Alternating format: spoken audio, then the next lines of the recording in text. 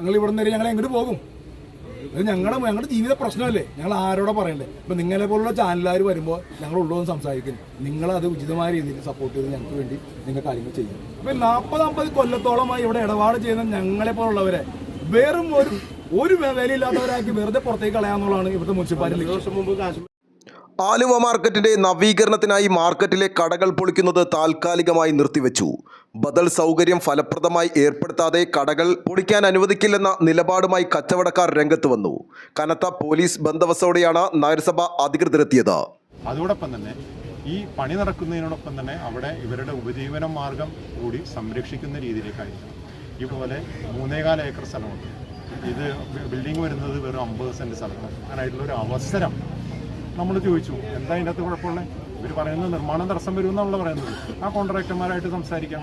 ആ രീതിയിലേക്ക് നമ്മളുടെ എറണാകുളം മാർക്കറ്റ് പണിതും കലൂർ മാർക്കറ്റ് പണിതും അങ്ങനെ നിരവധിയായിട്ടുള്ള മാർക്കറ്റുകൾ ഇവിടെ പണിയുന്നുണ്ടല്ലോ.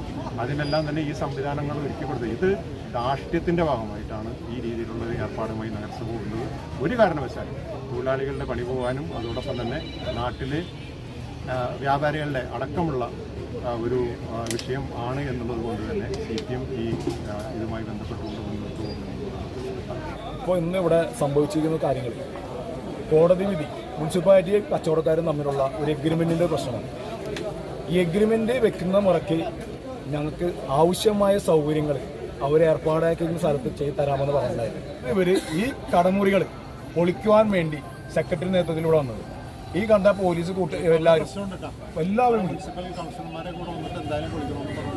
പോലീസ് എല്ലാവരും കൂടി ഇവിടെ വന്നിട്ടുണ്ടായിരുന്നു. ഇതിൻ്റെ അടിസ്ഥാനത്തിൽ ഇവിടെ ഞങ്ങൾ ഒറ്റക്കെട്ടായി നിന്ന് പ്രതിരോധിച്ചതിൻ്റെ പേരിലും, കാരണം ഞങ്ങൾക്ക് ജീവിതമാർഗ്ഗം ഇതാണ്, ഞങ്ങൾക്ക് വേറൊരു വഴി കാണിച്ചു തരാണ്ട്. കാരണം നിലവിൽ കോടതിയിൽ കേസ് പോയിട്ടുണ്ട്, 29-ാം തീയതി കോടതി കേസ് എടുക്കുകയും അപ്പോൾ അതുവരെയുള്ള സമയം ഞങ്ങൾ ചോദിച്ചിട്ടുണ്ടായിരുന്നു.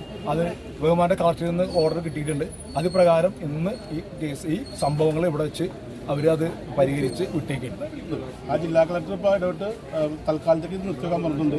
പ്രിൻസിപ്പൽ സെക്രട്ടറിക്ക് നിർദ്ദേശം കൊടുത്തിട്ടുണ്ട്. കാരണം ഒന്ന് സ്ഥലം അതിന് മുമ്പിൽ ഏകദേശം 2 ഏക്കർ സ്ഥലം വേറെ കാര്യറപ്പുണ്ട്.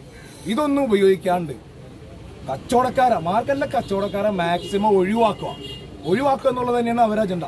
കാരണം ഞങ്ങളോട് സെക്രട്ടറി ഞങ്ങൾ ചർച്ചയ്ക്ക് എന്നൊക്കെ പറഞ്ഞിരുന്ന കാര്യം എന്ന് പറഞ്ഞാൽ നിങ്ങൾക്ക് തിരിച്ചു മുറി തരും എന്നാ പറഞ്ഞേ. പക്ഷേ ഇന്നലെയൊക്കെ പേപ്പറിൽ വന്ന വാർത്തകൾ എല്ലാവരും വായിച്ചിട്ടുണ്ടാവും. ഇത് ലേലം ചെയ്യുമെന്നാണ് പറഞ്ഞത്. അപ്പം ചെയർമാൻ ഇതായിട്ട് ബന്ധപ്പെട്ട് ഞങ്ങൾക്ക് വന്നിട്ടില്ല. കാരണം ഞങ്ങൾ ചെന്നപ്പോഴും പുള്ളി ഞങ്ങളോട് സംസാരിക്കാൻ തയ്യാറായിട്ടില്ല. കോടതി വിധി എന്താണോ അത് വെച്ച് മുന്നോട്ട് പോകാൻ ആ പുള്ളി പറയണേ. കാരണം ഒരു രീതിയിലും ഞാൻ പറഞ്ഞില്ല, ഇവിടെ നമുക്കൊരു MLA ഉണ്ട്. ഈ MLA ഇത്ര വലിയ പ്രശ്നങ്ങൾ നടന്നിട്ട് കച്ചവടക്കാർ എന്താണ് പണിയാത്തത്? ആരാണ് പ്രശ്നക്കാർ? കച്ചവടക്കാരാണ്. ആ കച്ചവടക്കാരെയും മുനിസിപ്പാലിറ്റിയും വിളിച്ചിരുത്തി MLA അധ്യക്ഷതയിൽ ഒരു മീറ്റിംഗ് വിളിച്ചു കൂട്ടിയിട്ട് ആ പരിഹരിക്കാവുന്ന കേസ് എവിടെ ഉള്ളൂ. ഈ നേരം വരെ ഈ MLA എന്ന് പറഞ്ഞ ആള് ഈ പ്രദേശങ്ങൾ കണ്ടില്ല. പോലീസിന്റെ അകമ്പടിയോടെ JCB ഉൾപ്പെടെയുള്ള സന്നാഹങ്ങളോടെ പൊളിക്കാനെത്തിയ ഉദ്യോഗസ്ഥരെ മാർക്കറ്റിലെ വ്യാപാരികളും തൊഴിലാളികളും ചേർന്ന് തടഞ്ഞു. തുടർന്ന് സംഘർഷ സാധ്യതയുണ്ടെന്ന റിപ്പോർട്ടിനെ തുടർന്ന് കളക്ടറുടെ നിർദ്ദേശപ്രകാരമാണ് താൽക്കാലികമായി നടപടികൾ നിർത്തിവെച്ചത്. News desk, Aluva.